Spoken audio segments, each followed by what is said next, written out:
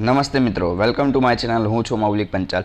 વિદ્યાર્થી મિત્રો, આપણે લાસ્ટ ટાઈમ અહીંયા આગળ સુધી ભણી ગયા હતા કે ગર્ભસ્થાપનથી બાળ જન્મ સુધીની આખી પ્રક્રિયા સમજાવો. આ પ્રક્રિયા આપણે લાસ્ટ લેક્ચરમાં પૂરી કરી દીધી હતી, બરોબર. અને હવે એક જ લેક્ચર વધ્યો છે આપણો આ ચેપ્ટરનો. આજનો છેલ્લો લેક્ચર છે. આજનો આ લેક્ચર પૂરું થાય એટલે આખું આપણું આજનું આ ચેપ્ટર પૂરું. ક્લિયર? ચલો તો સ્ટાર્ટ કરીએ. અહીંયા આગળ સુધી આપણે પહોંચ્યા હતા કે જ્યારે અંડકોષનું ફલન થતું નથી તો શું થાય છે, આગળ પ્રક્રિયા શું થાય છે એ સમજવાની છે આપણે, બરોબર. તો જ્યારે અંડકોષનું ફલન ના થાય ને બેટા, એને કહેવાય માસિક ચક્ર અથવા તો ઋતુસ્રાવ.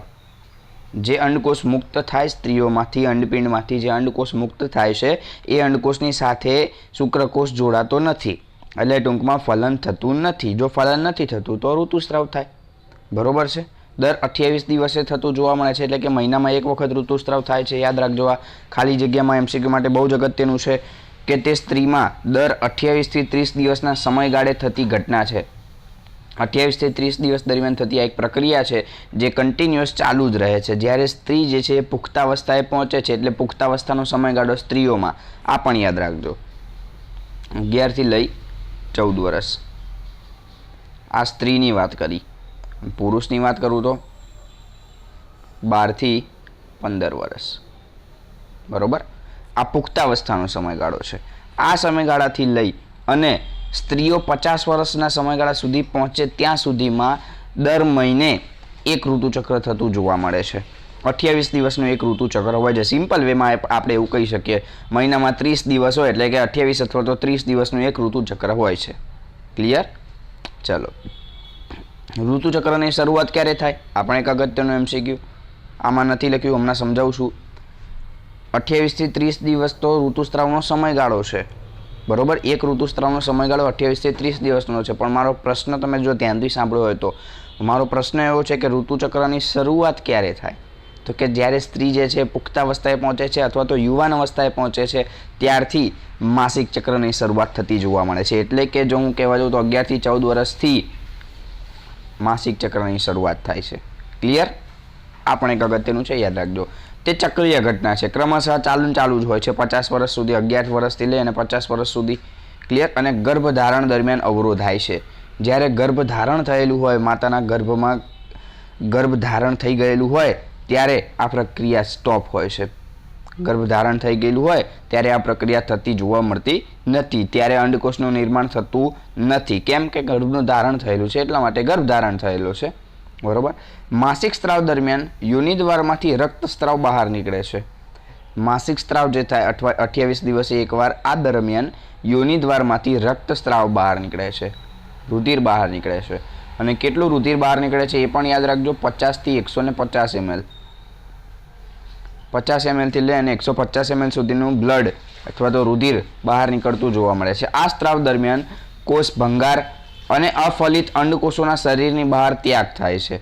આ જે માસિક સ્ત્રાવ છે, માસિક સ્ત્રાવ જે થાય છે, ઋતુસ્ત્રાવ જે થાય છે, આ પ્રક્રિયા દરમિયાન જે અંડકોષ જે છે, અંડકોષનું ફલન થયેલું નથી તો એ અંડકોષ બહાર નીકળી જશે, એનું વિઘટન થઈ જશે. અને કોષ ભંગાર એટલે કે જે પણ કોષો રહેલા હશે, એન્ડોમેટ્રિયમ, એનું વિઘટન થઈ જશે. ઘણા બધા એવા કોષો રહેલા. એન્ડોમેટ્રિયમ તો ગર્ભાશયનું અંતઃસ્તર તમે જાણો છો, બરોબર. એનું પણ વિઘટન થઈ જાય છે. કેમ કે કારણ કે ત્યાં ગર્ભનું સ્થાપન થતું નથી એટલા માટે, બરોબર. એટલે એ બધો જે કચરો જે છે એ બધો બહાર નીકળી જાય માસિક સ્ત્રાવ દરમિયાન.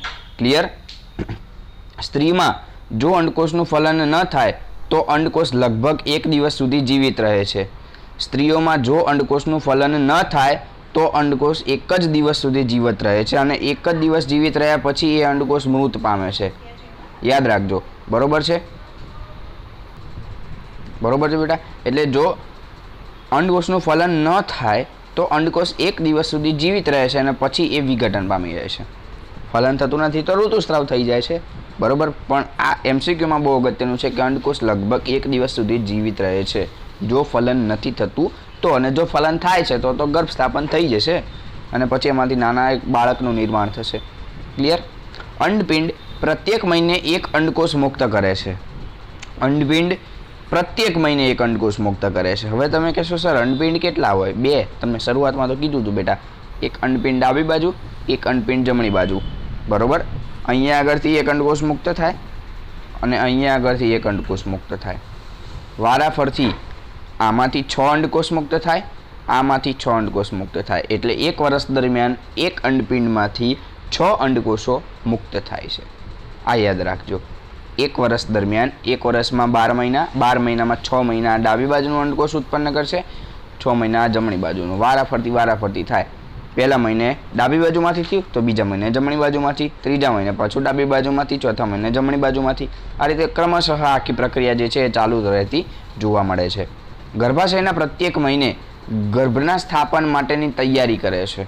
પ્રત્યેક મહિને આ પ્રક્રિયા થતી હોય છે. મેં તમને હાલ જ કીધું 28 દિવસનો આખી આ પ્રોસેસ છે અને આ પ્રોસેસ પ્રત્યેક મહિને ગર્ભના સ્થાપન માટેની તૈયારી કરે છે. પ્રત્યેક મહિને દરેક મહિને એન્ડોમેટ્રિયમ નવું બને છે. જો ગર્ભ સ્થાપન થાય છે તો એન્ડોમેટ્રિયમમાં ગર્ભનું સ્થાપન થઈ જશે. જો ગર્ભ સ્થાપન થતું નથી તો એન્ડોમેટ્રિયમ વિઘટન પામી જશે. આ માટે ગર્ભાશયની અંતઃ દિવાલ જાડી, સ્થિતિસ્થાપક અને પુષ્કળ રુધિર પુરવઠા સભર બને છે. દરેક મહિને શું થાય તો કે એન્ડોમેટ્રિયમ વિઘટન પામે છે, ફલન થતું નથી તો.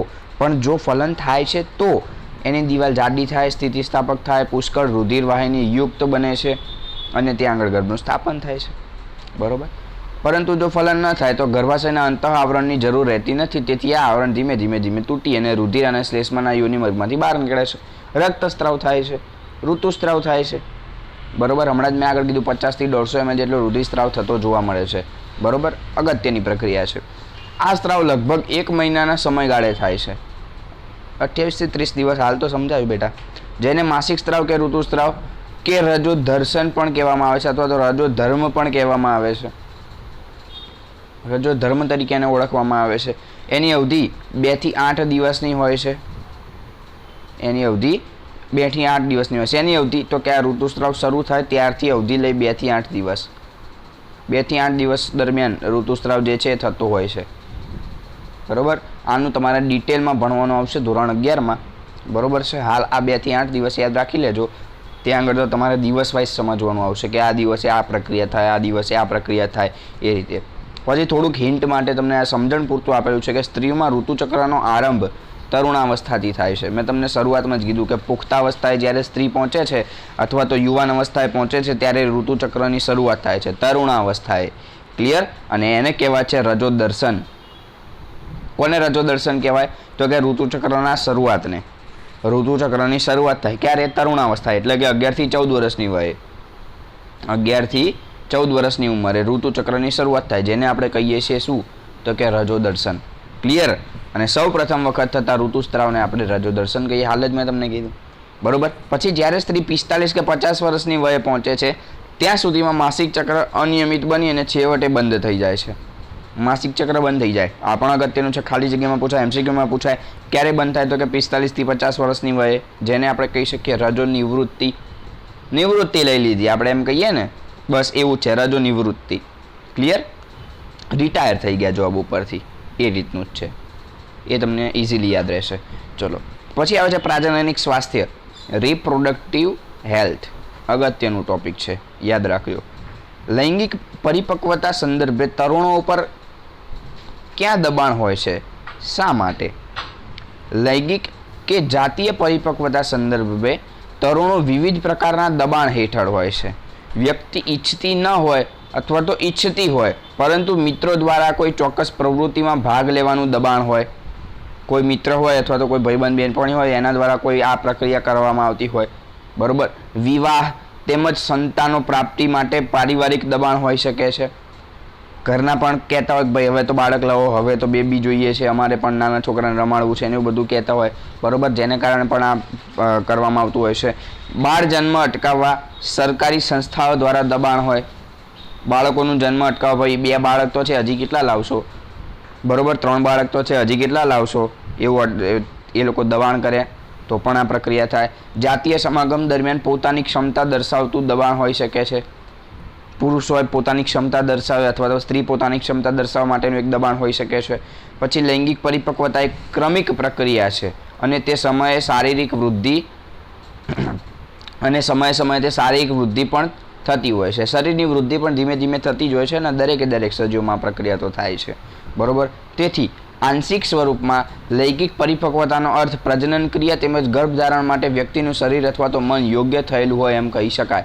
આપણે એવું કહી શકીએ કે જ્યારે વ્યક્તિ સ્વેચ્છાએ કરે તો બરોબર છે, સ્વેચ્છાએ પ્રજનન કરે તો બરોબર છે, આવા કોઈ દબાણ એને કરવા જોઈએ નહીં કે ભાઈ હવે તમે 2 બાળક છે તો ત્રીજું બાળક લાવો, અથવા તો ત્રીજું બાળક ન લાવો, અથવા તો બસ હવે બહુ કરો, 2 બાળક તો છે બહુ થઈ ગયા, ઘરના ફેમિલીમાંથી કોઈ કહેતું હોય કે કોઈ ડૉક્ટર્સ કહેતા હોય કે XYZ હોય, બરાબર, આ પ્રક્રિયા દરમિયાન સમાગમ ના જ કરવું જોઈએ. ક્લિયર છે? જો સ્વેચ્છા હોય તો જ કરવું જોઈએ. જાતીય સમાગમ દ્વારા સંક્રમિત રોગો STDs કયા છે? રોગો કયા કયા? જાતીય સંક્રમિત રોગો. જ્યારે સમાગમની પ્રક્રિયા થઈ રહી હોય ત્યારે કેટલાક રોગો પણ ફેલાતા હોય, એ રોગોના નામ અહીંયા આગળ અગત્યના છે. જાતીય સમાગમ એટલે કે સ્ત્રી અને પુરુષ વચ્ચે પ્રગાઢ શારીરિક સંબંધ સ્થાપિત હોય. સ્ત્રીઓ અને પુરુષ વચ્ચે સંબંધ સ્થાપિત હોય ત્યારે સમાગમની પ્રક્રિયા થઈ રહી હોય ત્યારે ઘણા રોગોનું સંક્રમણ થઈ શકે છે. ઘણા બધા રોગો ફેલાઈ શકે છે કે ભાઈ પિતા અથવા તો માતામાં કેન્સર હોય, અથવા તો કોઈક એવી ખરાબ બીમારી હોય, અથવા જેવી કે જો એક્ઝામ્પલ તરીકે કહું તો દમ છે, અસ્થમા છે, વારંવાર ઉધરસ આવવી છે, બરાબર, પછી કોઈ ચામડીના રોગો છે, કેન્સર જેવી ખતરનાક બીમારી છે, બરાબર, તો આવી કોઈ ખરાબ બીમારી હોય અથવા તો કોઈ બ્લડ કેન્સર છે, આવી બધી કોઈ બીમારી હોય જો એ બાળકમાં ઉતરી આવવાની સંભાવના હોય તો આ બધા જે રોગો છે એ ક્યારેક ક્યારેક બાળકમાં પણ ઉતરી આવવા થતા જોવા મળે છે, બરાબર. ચલો, પહેલું જીવાણુ અથવા તો બેક્ટેરિયા દ્વારા થતા રોગો, બેક્ટેરિયાજન્ય રોગો જેને કહેવામાં આવે છે, એવા કયા કયા? તો પહેલું સિફિલિસ અને બીજું છે ગોનારિયા. પહેલું સિફિલિસ છે અને બીજું છે ગોનારિયા. પછી છે વાયરસજન્ય રોગો, વાયરસથી થતા રોગો, તો એમાં આવશે મસા, ચામડી ઉપર ઉપસી આવતા તલ, ચામડી ઉપર આપણે કેટલીક વાર તલ કાળા કાળા મોટા મોટા ડાઘા જોતા હોઈએ છીએ. પછી છે HIV, એઇડ્સ, મેં તમને હાલ જ એઇડ્સ તો કીધું, કેન્સર પણ કીધું છે, બરાબર. આવા કેટલાક રોગો જે છે ત્યારે થતા જોવા મળે છે સમાગમની પ્રક્રિયા દરમિયાન. જાતીય સમાગમ દરમિયાન નિરોધના ઉપયોગથી અનેક જાતીય રોગો કેટલીક હદ સુધી પ્રસરતા રોકી શકાય છે. આ નિરોધ જે છે ને એ પુરુષ અને સ્ત્રી બંને માટે હોય, યાદ રાખજો. નિરોધ જે છે એ, એક મિનિટ, કલર નથી દેખાતો. નિરોધ જે છે એ પુરુષ માટે પણ હોય છે અને સ્ત્રી માટે પણ હોય, બંને માટે હોય છે, અને બજારમાં અવેલેબલ પણ છે, જેને આપણે કોન્ડોમ્સ કહીએ છીએ. ક્લિયર? એ નિરોધ જ છે એક પ્રકારનો. ચલો, બરોબર છે. ચલો, માનવ વસ્તી નિયંત્રણની પદ્ધતિઓ વર્ણવો. વસ્તી નિયંત્રણની પદ્ધતિ અથવા તો કોન્ટ્રાસેપ્ટિવ પદ્ધતિ સમજાવો, અથવા તો ગર્ભાવસ્થા અટકાવવાના વૈજ્ઞાનિક ઉપાયો વર્ણવો. આ રીતે પણ આ પ્રશ્નો પૂછાઈ શકે છે. તો એનો જવાબમાં આ રીતે લખી શકીએ કે જાતીય સમાગમ દ્વારા ગર્ભધારણની સંભાવના હંમેશા રહે છે. જાતીય સમાગમ દ્વારા ગર્ભધારણની સંભાવના રહે છે. હા, સમાગમ થાય છે એટલે કે શુક્રકોષ એ માદાના યોનિમાર્ગ મારફતે થઈ અને અંડવાહિનીમાં જાય છે, ત્યાં આગળ ફલનની પ્રક્રિયા થાય છે, એટલે કે ગર્ભધારણ થશે ધીમે ધીમે. હવે ગર્ભધારણ રોકવા માટે અનેક રીત શોધાઈ છે, તેના ઉપયોગથી વસ્તી નિયંત્રણ થઈ શકે છે. હવે પહેલાંના જમાનામાં એવું ચાલતું કે સતત 2 બાળક હોય તોય 4-5 બાળકો તો હોવા જ જોઈએ એમ, બરાબર. સતત સમાગમ કરતા જ રહે, જેને કારણે વસ્તી વધારો થઈ રહ્યો હતો અને વસ્તીને નિયંત્રણમાં લાવવી બહુ જ જરૂરી હતી, બરાબર. એના માટે આ બધી કેટલીક પદ્ધતિઓ અમલમાં લાવવામાં આવી. પહેલી છે યાંત્રિક અવરોધ. નિરોધ અથવા તો યોનિને ઢાંકતા અવરોધના ઉપયોગથી શુક્રકોષો અને અંડકોષો પાસે પહોંચી શકતા નથી. શુક્રકોષ અને અંડકોષો એકબીજા સાથે પહોંચી ના શકે. મેં તમને હાલ જ એક ઉદાહરણ તો આપ્યું, બરાબર. સમજી લો આ કે પુરુષનું શિશ્ન છે, બરાબર. આ પુરુષનું શિશ્ન છે ને એની ઉપર આપણે લગાવી દઈએ છીએ કોન્ડોમ્સ રેડ કલરનું, જેથી શું થશે, આ કોન્ડોમ્સની અંદર જ વીર્ય રહેશે, બરાબર. શુક્રકોષો રહેશે અને શુક્રકોષો માદાના યોનિમાર્ગમાં નહીં જાય, ફલન નહીં થાય, બરાબર. ફલન અટકી જશે. ક્લિયર? ચાલો, અન્ય ગર્ભ અવરોધનમાં સ્ત્રીના ગર્ભાશયમાં ગર્ભ અવરોધક સાધન તરીકે IUCD, પછી છે કોપર ટી, પછી આંકડી અથવા તો લૂપ જેને કહેવામાં આવે છે, સ્થાપિત કરવામાં આવે છે. આટલી બધી વસ્તુઓ છે. મેં તો તમને એક જ એક્ઝામ્પલ આપ્યું, કોન્ડોમ્સ, પછી અહીંયા આગળ IUCD આપ્યું છે, કોપર ટી આપ્યું છે, આંકડી અથવા તો લૂપ આપ્યું છે, એની રચના કરવામાં આવે છે. તેનાથી ગર્ભધારણ અટકાવી શકાય છે. મેં તમને હાલ જ કીધું, એનાથી ગર્ભધારણ અટકી જાય છે, બરોબર. ફલન જ ન થાય, શુક્રકોષો અંડકોષો સુધી પહોંચે જ નહીં તો ફલન નહીં થાય, ગર્ભધારણ નહીં થાય, બરોબર. પરંતુ વિપરીત અસરો પણ થઈ શકે છે, પરંતુ કેટલીક હાનિકારક અસરો પણ થાય છે, બરોબર. આ કોન્ડોમ્સ કે આ કોપર ટી કે એનો ઉપયોગ કરવામાં આવે તો કેટલીક વાર હાનિકારક અથવા તો કોઈક આડ અસરો પણ થતી જોવા મળે છે, બરોબર. જેવી કે આપણે દવાઓ લઈએ છીએ તો દવાની લાંબા સમયે કેટલીક આડ અસરો થતી જોવા મળે છે. બસ એવી જ કંઈક આડ અસરો પણ અહીંયા જોવા મળે છે. પછી છે રાસાયણિક અવરોધ. આ પદ્ધતિમાં સ્ત્રીઓ દ્વારા ગર્ભ અવરોધક ગોળીઓનો ઉપયોગ કરવામાં આવે છે. ગોળી આવે બજારમાં, જેમ આપણે કોઈ તાવ આવે તો કેવી ટેબ્લેટ્સ ખાઈએ, બસ એવી ટેબ્લેટ્સ પણ અહીંયા આગળ આવે છે. ગર્ભ અવરોધક ગોળીમાં રહેલી દવા સ્ત્રી શરીરમાં અંતઃસ્ત્રાવના સંતુલનને બદલે છે.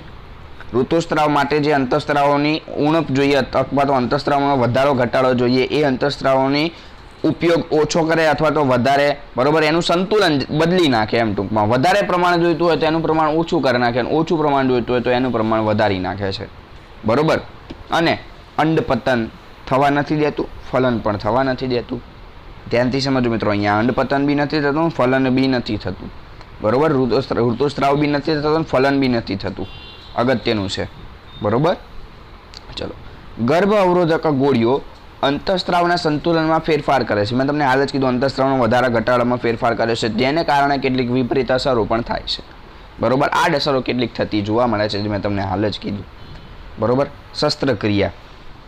પુરુષની શુક્રવાહિનીને અવરોધી શુક્રકોષોનું સ્થળાંતરણ અટકાવવામાં આવે છે.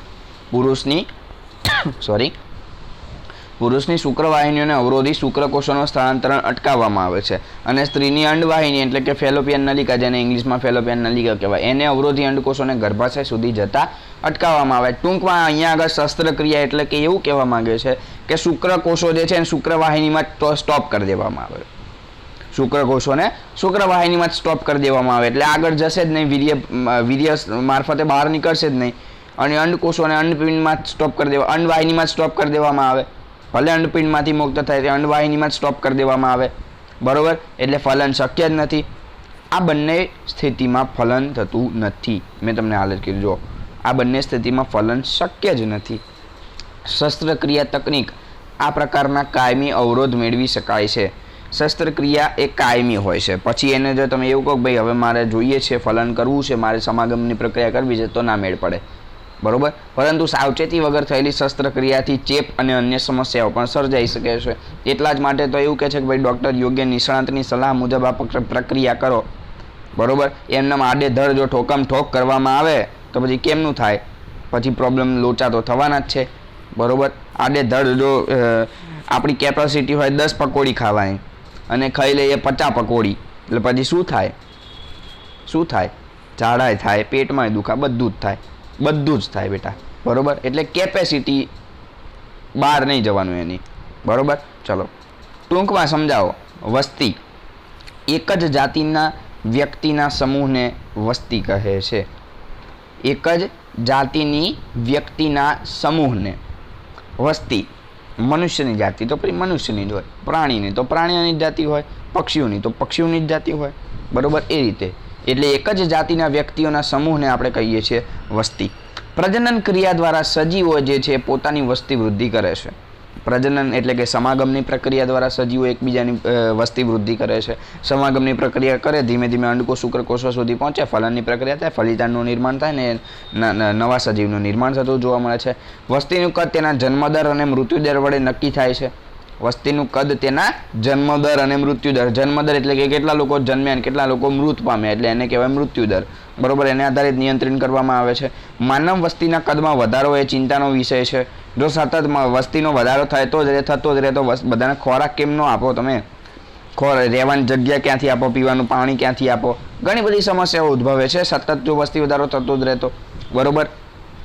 આમ વસ્તીના કદમાં વધારો એ ખોરાકની અછત, મેં હાલ જ કીધું, જો ખોરાકની અછત, નિમ્ન જીવન સ્તર, નૈસર્ગિક સ્ત્રોતોના ઘટાડો. નૈસર્ગિક સ્ત્રોતો એટલે કે આપણને ખોરાક જોઈએ, પાણી જોઈએ, પોષક તત્વો જોઈએ, ઘણી બધી વસ્તુઓ જોઈએ છે, એનામાં ઘટાડો. પછી સામાજિક અસમાનતામાં પ્રશ્ન સર્જે છે, જાતિ ભેદભાવ થાય છે, બરોબર. આ બધી ઘણી બધી પ્રક્રિયાઓ થતી જોવા મળે છે. આમ વસ્તીનું કદ તુલનાત્મક રીતે ઓછું કે મર્યાદિત રાખવું જોઈએ. વસ્તીનું કદ લિમિટમાં હોય તો સારું છે, લિમિટમાં રાખવું જોઈએ એમ. પછી વસ્તી વધારો જ ના કરતું રહેવાનું હોય, બરોબર. ચલો તો અહીંયા આગળ આપણું ચેપ્ટર નંબર 8 આપણે પૂરું કરીએ છીએ, જેનું નામ હતું સજીવો કેવી રીતે પ્રજનન કરે છે, હાઉ ડુ ઓર્ગેનિઝમ્સ રિપ્રોડ્યુસ. તો બેટા એના કેટલાક આઈએમપી પ્રશ્નો છે એ પણ આપણે જોઈ લઈએ. અગત્યના છે આ બધા જ પ્રશ્નો. પહેલો પ્રશ્ન, અલિંગી પ્રજનનની પદ્ધતિઓ વર્ણવો. Just weight. અલિંગી પ્રજનનની જે પદ્ધતિઓ હતી એ પણ એક અગત્યનો પ્રશ્ન છે. પછી વાનસ્પતિક પ્રજનનની પદ્ધતિઓ, પછી પુષ્પના 4 પ્રકારો, પુષ્પના ભાગો, એ બધા વિશે આપણે સમજ્યા હતા, એ પણ એક અગત્યનો પ્રશ્ન છે. પછી ચોથો, સપુષ્પ વનસ્પતિમાં લિંગી પ્રજનન, એ બી અગત્યનો છે. યૌવનારંભે જોવા મળતા શારીરિક ફેરફારો, એ પણ અગત્યનો. નર અને માદા પ્રજનન તંત્ર આખું આકૃતિ સહિત પૂછાય, બરોબર. પછી ભ્રૂણ નિર્માણ અને બાળકનો જન્મ, અને હાલ આપણે આજે ભણ્યા જે માસિક ચક્ર સમજાવો, એ પણ આ બધા જ અગત્યના પ્રશ્નો છે, બરોબર. તો અહીંયા આગળ આપણું આજનો આ ચેપ્ટર 8 સજીવો કેવી રીતે પ્રજનન કરે છે એ આપણે પૂરું કરીએ છીએ. હવે નેક્સ્ટ આપણે ચેપ્ટર લઈશું 9, અગત્યનું ચેપ્ટર છે જીનેટિક્સનું આવે છે એમાં થોડુંક, બરોબર છે. તો એના ઉપર જઈશું આપણે. તો અહીંયા આગળ જ આપણો આજનો આ લેક્ચર, આજનો આ સેશન પૂરો કરીએ છીએ. ફરી મળીશું એક નવા ચેપ્ટર સાથે. ત્યાં સુધી જય હિન્દ, જય ભારત.